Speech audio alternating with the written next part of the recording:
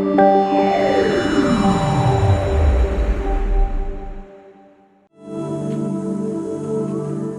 मसीह Gethsemane airport church परिवार साथै आदरणीय दर्शकवृन्द, आज मैले छोराकी दास भन्ने विषयमा वचन लिएर आएको छु र पवित्र बाइबलले हामीलाई परमेश्वरको छोराहरू छोरीहरू भइसकेका छौँ भनिकन बताएको छ भने हामीले हाम्रो सोचमा अझै पनि हामी दास दासीको विचार नै लिएर जिरहेको हुन सक्दछौँ।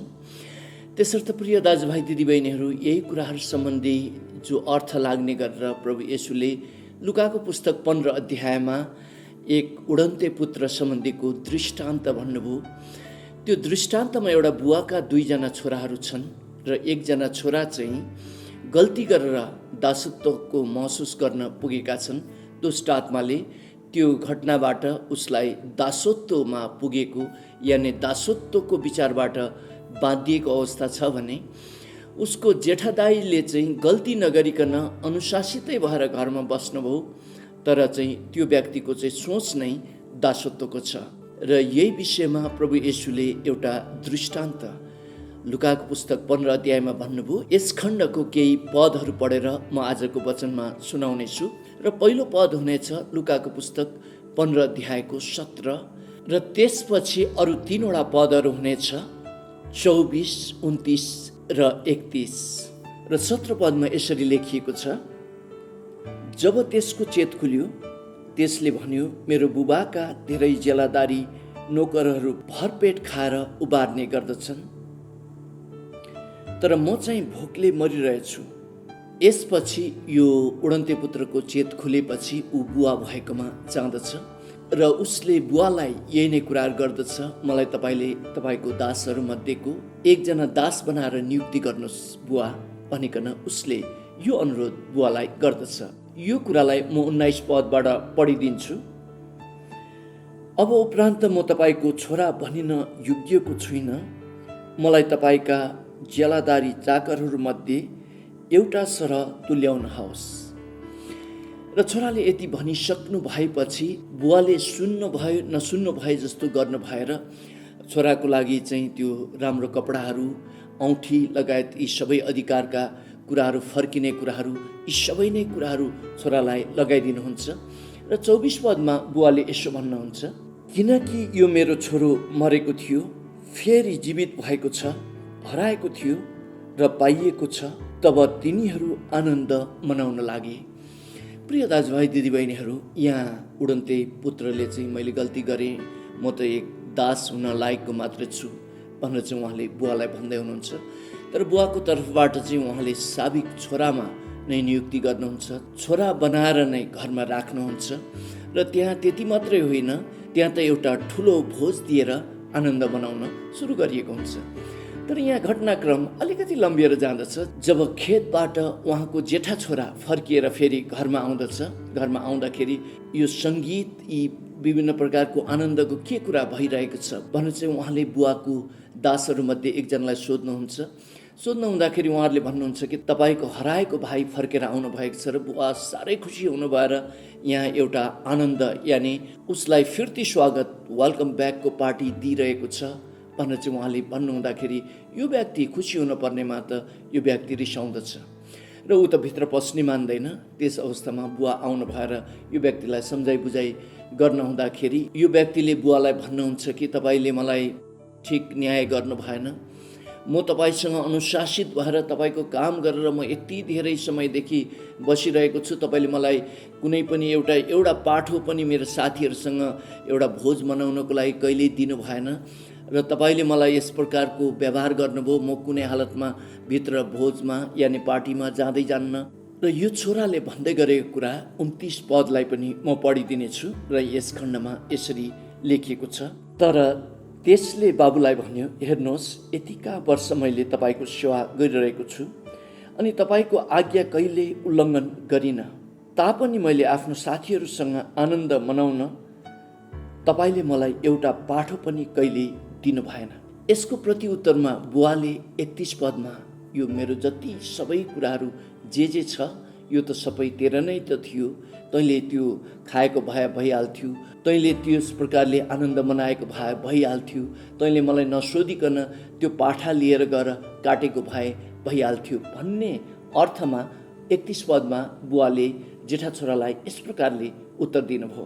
तब तिनले त्यसलाई भने, छोरा, तँ त मसँग सधैँभरि छँदैछस् अनि मेरो सबै सम्पत्ति तेरै नै हो।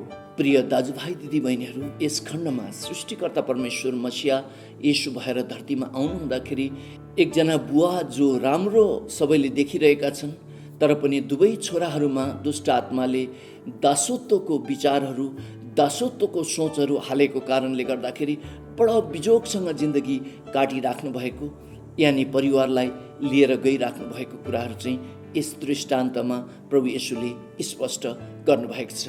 कान्छा छोरा छ जसले गल्ती गरेर ऊ दासत्वमा बाँधिएर त्यो विचार लिएर घर फर्किएको छ, र जेठा छोरा छ जो अनुशासित छ, घर छोड्दैन, तर ऊ पनि दासत्वमै ऊ बाँधिएको छ।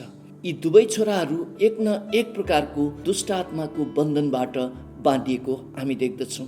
प्रभु येशूले योहन्नाको पुस्तक 8 अध्यायको 32 पदमा भन्नुभयो, तिमीहरूले सत्य थाहा पाउनेछौ र सत्यले तिमीहरूलाई स्वतन्त्र पार्नुहुनेछ।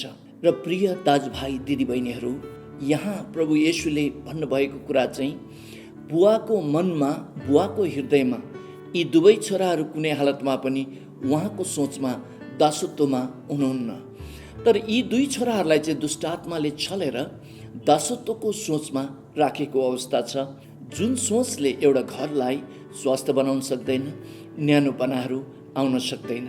योहन्नाको पुस्तक 1 अध्यायको 12 र 13 पदमा पवित्र बाइबलले यो स्पष्ट गर्दछ, जुन दिन तपाईँले ख्रीष्ट येशूलाई मुक्तिदाता भनेर विश्वास गर्नुभयो, त्यो दिन तपाईँ परमेश्वरको सन्तान हुन पुग्नुभयो।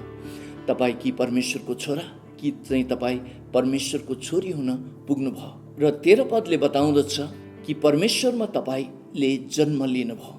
र प्रिय दाजुभाइ दिदीबहिनीहरू, जब तपाईँ सर्वशक्तिमान परमेश्वरको छोरा यानि छोरी हुनुभएको छ भने उहाँ सर्वशक्तिमान परमेश्वर चाहिँ राजाहरूको पनि महाराजा र प्रभुहरूको पनि महाप्रभु हुनुहुन्छ भनिकन बाइबलले स्पष्ट गरेको छ। त्यसको अर्थ तपाईँ यो राजहरू र यो रागीहरू उहाँले बनाइसक्नु भएको छ, र अब बाँकी संसारमा तपाईँ जीवित रहनु हुँदाखेरि म परमेश्वरको छोरा हुँ यानि म परमेश्वरको छोरी हुँ, म राजकुमार हुँ यानि म राजकुमारी हुँ भन्ने यो सत्य विचारमा तपाईँ जिउन पर्छ भनेर चाहिँ बाइबलले बताएको हो। मैले यो सुन्दै थिएँ कि जो जङ्गलमा सिंह बस्दछ र सिंहले जहिले पनि म यो जङ्गलको राजा हुँ भन्ने चाहिँ उसले सम्झिन्छ अरे, र यो पशु हो र यो उसले म जङ्गलको राजा हुँ भनेर सम्झिनु यो सत्य पनि होइन। यद्यपि उसले म राजा हुँ भनेर सम्झिएको कारणले गर्दाखेरि ऊभन्दा ठुल्ठुलो जन्तुहरू जङ्गलमा भए तापनि, देखिए तापनि ती जन्तुहरूलाई जङ्गलको राजा भनेर चाहिँ भनिने चलन छैन, तर सिंहलाई नै जङ्गलको राजा भनिन्छ। तर यहाँ त साँचो राजकुमारहरू र साँच्चै राजकुमारीहरूले चाहिँ आफूलाई केही नै कामको सम्झिनु भएर आफू एकदमै दासत्वहरू हुँ, म वनको काँडा हुँ, म बेकारको मान्छे हुँ भन्ने दुष्टात्माले पारेको कारणले गर्दाखेरि यहाँ धेरै परमेश्वरका छोराछोरीहरू संसारमा रहनुहुँदाखेरि पनि दुखित अवस्थामा रहिराख्नु भएको, प्रभु येशूलाई विश्वास गरेर पनि कतिजना डिप्रेसनमा गइरहेको अवस्थाहरू छ। तर प्रिय दाजुभाइ दिदीबहिनीहरू, सत्यता चाहिँ यो हो, तपाईँ स्वर्गीय पिताको छोरा भइसक्नु भएको छ, तपाईँ स्वर्गीय पिताको छोरी भइसक्नु भएको छ। अब त्यही साहसमा, अब त्यही सत्यतामा तपाईँ बाँकी समयमा धरतीमा जिउन पर्ने हुन्छ। एकपटक चाहिँ एउटा देशले अर्को देशलाई जितेछ र त्यहाँ भएको राजा रानी लगायत सबैलाई मारेछ। मारे पछाडि राजकुमारलाई यानि युवराज धिराजलाई चाहिँ समातेर त्यो जितेको राजाले आफ्नो देशमा लिएर गएछन् र उसले भनेछ, ए फलाना, तिमी त अहिले हाम्रो दास छौ, अब तिमीलाई मैले कस्तो व्यवहार गरौँ भन्ने तिमी चाहन्छौ भनेर चाहिँ राजाले उहाँलाई सोध्नु हुँदाखेरि उहाँ हरेकको देशको युवराज धिराजले त्यहाँको राजालाई भन्नुभएछ, एउटा राजाले अर्को राजालाई जसरी व्यवहार गर्नुपर्छ तपाईँले मसँग त्यस्तै व्यवहार गर्नुहोस्। प्रिय दाजुभाइ दिदीबहिनीहरू, ऊ हारेकै भए तापनि, ऊ त्यहाँ दासत्वमा भएर गएको भए तापनि ऊ भित्र चाहिँ म एक युवराज धिराज हुँ भन्ने त्यो साहस अझै पनि बाँकी रहेको देखिएछ। अनि त्यो साहस त्यो विदेशको राजाले देख्न भएपछि मलाई यस्तै साहसी कर्मचारीहरू चाहिन्छ भनेर चाहिँ उहाँ युवराजलाई चाहिँ एउटा प्रान्तको गभर्नर बनाइदिनु भएछ। र प्रिय दाजुभाइ दिदीबहिनीहरू, पवित्र बाइबलले यो स्पष्ट गर्दछ, तपाईँ सर्वशक्तिमान परमेश्वरको महाराजाको छोरा भइसक्नु भएको छ र महाराजाको छोरी भइसक्नु भएको छ। र यो सत्यतालाई विश्वास गर्नुभएर त्यही साहसमा बाँकी जिन्दगी धरतीमा जिउन पर्छ भनेर चाहिँ बाइबलले बताएको हो। र प्रभु येशूले योहनाको पुस्तक 8:32 भनिसक्नु भएको छ, तिमीहरूले सत्य थाहा पाउनेछौ र सत्यले तिमीहरूलाई स्वतन्त्र बनाउनेछ। त्यस्तै गरेर होसेको पुस्तक 4:6 भन्छ, मेरो प्रजाहरू ज्ञानको कमीले नाश भए भनेर। र ज्ञानको कमीले कसरी नाश भए भन्दाखेरि सर्वशक्तिमान परमेश्वरको छोरा यानि सर्वशक्तिमान परमेश्वरको छोरी तपाईँ र म भइसकेर पनि अझै हामीले त्यो उडन्ते पुत्रको जेठा दाजुको जस्तो दासत्वको सोच, अझै हामीले त्यो उडन्ते पुत्रको जस्तो गल्ती गरिसके पछाडि मेरो पापै क्षमा भएको छैन भन्ने जस्तो त्यो गल्ती नै छ, म दास हुन लायकको मात्रै छु भन्ने जस्तो सोचमा हामी गइरहेको हुन सक्दछ। र त्यो चाहिँ दुष्ट आत्माको योजना हो र दुष्ट आत्माले तपाईँ र मलाई त्यस्तै गरोस् भन्ने उसले चाहन्छ। तर प्रभुको विचारमा त हामीले सत्य थाहा पाएपछि अब विगतलाई प्रभुले क्षमा दिइसक्नुभयो र उडन्ते पुत्रको जेठा दाई जस्तो नै धर्म कर्म गरेर अझै पनि दासत्वको सोचमा नै रहिराखोस् भन्ने दुष्ट आत्माको इच्छा तपाईँको जीवनमा छ। तर प्रभुको इच्छा चाहिँ तपाईँको जीवनमा तपाईँ स्वतन्त्र हुनुहोस्। त्यो उडन्ते पुत्रको पापहरूलाई पिताले क्षमा गरिसक्नु भएको थियो र पिताले जेठा छोरालाई त्यो जे जति उहाँको हो त्यो जेठा छोराको हो उसले खान सक्छ, उसले ती कुराहरू उपभोग गर्न सक्छ भन्ने चाहिँ पिताको इच्छा थियो। र प्रिय दाजुभाइ दिदीबहिनीहरू, स्वर्गीय पिताको इच्छा पनि तपाईँको जीवनमा त्यही नै छ। तपाईँले सत्य थाहा पाउनु भएर तपाईँ स्वतन्त्र हुन पर्दछ। तपाईँ अब स्वर्गीय पिताको कर्मचारी यानि कोही पनि खेताला काम गर्ने जस्तो व्यक्ति हुनुहुन्न, तर तपाईँ त छोरा यानि छोरी उहाँले बनाइसक्नु भएको छ।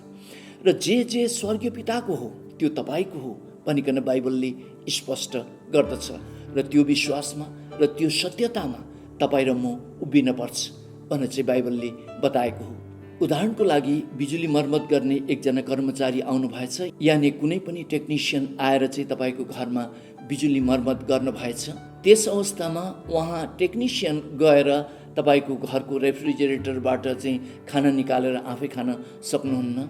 त्यस समय तपाईँको घरको जो फिल्टरबाट सिधै पानीहरू उगाएर त्यो व्यक्तिले खान सक्नुहुन्न। त्यो व्यक्तिले अन्य कुनै पनि चिजहरू त्यसरी चलाउन सक्नुहुन्न। र त्यो व्यक्तिले टोयलेट चलाउनको लागि पनि म तपाईँको टोयलेट चलाउन सक्छु कि भनेर चाहिँ उहाँले त्यो भन्नुहुन्छ। पानी खानको लागि पनि एक गिलास पानी पिउन सक्छु कि भनेर चाहिँ त्यो व्यक्तिले अनुमति माग्नुहुन्छ। किनकि प्रिय दाजुभाइ दिदीबहिनीहरू, त्यो व्यक्ति चाहिँ तपाईँको घरमा खेताला यानि तपाईँको घरमा एक कर्मचारीको रूपमा काम गर्ने व्यक्तिको रूपमा आएर काम गर्नुभएको हुँदछ। तर जब छोराछोरीहरूको कुरा आउँदछ, छोराछोरीहरूले चाहिँ हरेकचोटि आएर बुवालाई आमालाई म टोयलेट चलाउन सक्छु कि भनेर चाहिँ सोध्नु भयो भने, हरेक समय आएर म एक गिलास पानी खान सक्छु कि आमा, पानी खान सक्छु कि बुवा भनेर चाहिँ सोध्नु भयो भने तपाईँको मनमा चिसो पस्न सुरु गर्छ। यो किन, यो ठिक दिमागमा चाहिँ छ कि छैन भन्ने चाहिँ तपाईँलाई लाग्न सक्छ प्रिय दाजुभाइ दिदीबहिनीहरू। त्यसले गर्दाखेरि यहाँ काम गर्ने व्यक्ति यानि कर्मचारी र छोराछोरीमा फरक भएको देखिँदछ। र योहन्नाको पुस्तक 1:12 र 13 पद अनुसार तपाईँ र म परमेश्वरको कर्मचारी अब होइन, तर उहाँको छोराछोरी हामी भएका छौँ। र उहाँले हामीलाई विभिन्न प्रकारले अनुशासन पनि गर्दै लिएर जानुहुन्छ। त्यस अवस्थामा हुनसक्छ हामीले उहाँको माया नबुझ्न सकौँला, तर उहाँको निचोड अवस्था जुन गन्तव्य चाहिँ तपाईँको भलाइकै लागि हुन्छ। मैले एउटा दृष्टान्तको कथा सुनेको थिएँ। एकजना छोरालाई बुवाले जहिले पनि तैँले राम्रो पढिनस्, तैँले राम्रो डिभिजन ल्याइनस् भनेर चाहिँ त्यसरी गाली गरिराख्नु हुँदो रहेछ। छोराले पनि एकदम अभ्यास गरेर परिश्रम गरेर त्यो ताका फर्स्ट लिएर आएछ र उसले चाहिँ बुवालाई मार्कसिट लगेर चाहिँ देखाएछ, बुवा हेर्नुहोस् त मैले फर्स्ट गरेँ स्कुलमा, भनेर चाहिँ मार्कसिट दिएछ। दिँदाखेरि बुवाले मार्कसिट यसो हेर्नुभयो। मार्कसिट हेरिसकेपछि छ्या तेरो कस्तो स्कुल, यति मार्क्स ल्याएर पनि क्लास फर्स्ट गर्ने भनेर मार्कसिट फ्यात्तै फ्याँकिदिनु भएछ। अनि फ्याँक्दाखेरि छोरालाई मनमा सोच यो आएछ, उहाँ बुवा मेरो खासमा भलाइ चाहनुहुन्छ कि उहाँ त मेरो दुश्मनै हो, जे गर्दाखेरि पनि यो भएन त्यो भएन मात्रै भन्नुहुन्छ भनेर चाहिँ छोराले त्यो सम्झिन्छन् र गएर दाबबाट खुकुरी निकालेर आज चाहिँ बुवालाई म मार्छु भनेर चाहिँ उसले दाबबाट खुकुरी निकालेर बाहिर जाने ढोकाको त्यो कापमा लुकेर उभिएर बसिरहेछ। जब बुवा बाहिर निक्लिनुहुन्छ म उहाँलाई मार्छु भनेर चाहिँ उसले यो योजनामा त्यहाँ उभिएको हुँदछ र किचनमा बुवा र आमा गफ गर्दै गरेको उसले सुन्दछ र त्यो कुराकानीमा आमाले बुवालाई भन्छन्, तपाईँले जे गरे पनि छोरालाई किन जस दिनुहुन्न भनेर चाहिँ भन्दाखेरि, ए फलानी कि आमा तिमी बुझ्दैनौ के, मैले यो त राम्रो भइहालेछ तैँले त फर्स्ट गरिस् भनेर भने छोरा पलापिएर पढ्दैन भनेर पो मैले भनेको। म छोरालाई कहिले पनि नराम्रो होस् भनेर भन्छु होला र मैले त मेरो छोराले त अझ धेरै मार्क्स ल्याओस्, अझ पछि पनि फर्स्ट गर्दै जाओस् भन्ने उद्देश्यमा पो मैले त्यो भनेको, तैँले अन्यथा नलिन भनेर चाहिँ उहाँले भन्नुहुँदाखेरि छोराको हातबाट खुकुरी भुइँमा टङ्लङ्गै खसेछ अरे र कुद्दै आएर चाहिँ छोराले बुवाको खुट्टामा समातेर रुँदै पश्चाताप गर्नु भएछ अरे। र प्रिय दाजुभाइ दिदीबहिनीहरू, कहिलेकाहीँ आमा बुवाले जो अनुशासन छोरालाई यानि छोरीलाई गरेर जानुहुन्छ, त्यस समय दुष्ट आत्माले त्यो कुरालाई अर्कै अर्थ लगाएर दासत्वको सोचमा ल्याएर त्यो छोराछोरीहरूलाई आक्रामक पनि बनाइदिन्छ र त्यो छोराछोरीहरूलाई चाहिँ हत्या गर्नेसम्म पनि पुर्याइदिन्छ, जुन अहिले भर्खरै मैले त्यो घटनामा तपाईँहरूलाई बताइरहेको थिएँ। हितोपदेशको पुस्तक 3 अध्यायको 11 र 12 पदले यो भनेको छ, जुन बुवाले आफ्नो छोरालाई प्रेम गर्नुहुन्छ त्यो बुवाले आफ्नो छोरालाई ताडना पनि दिनुहुन्छ। र प्रिय दाजुभाइ दिदीबहिनीहरू, हामीले कहिलेकाहीँ स्वर्गीय पिताको प्रेमलाई राम्रोसँगले बुझिएनौँ भने हामीले उहाँको प्रेमलाई अनर्थ लगाएर चाहिँ हामी उहाँसँग रिसाउन सुरु गर्दछौँ र कति मानिसहरू त नास्तिक बन्दछन् र ब्याकस्लाइड पनि हुँदछन्। तर स्वर्गीय पिताले तपाईँलाई यति धेरै प्रेम गर्नुहुन्छ, अब दुष्ट आत्माले तपाईँलाई कुनै अवस्थामा पनि त्यो दासत्वको सोचमा पुर्याउन नसकेको होस्। र प्रिय दाजुभाइ दिदीबहिनीहरू, यति भन्दै म टेक दाहाल आजको वचनबाट बिदा हुन्छु। जय मसीह।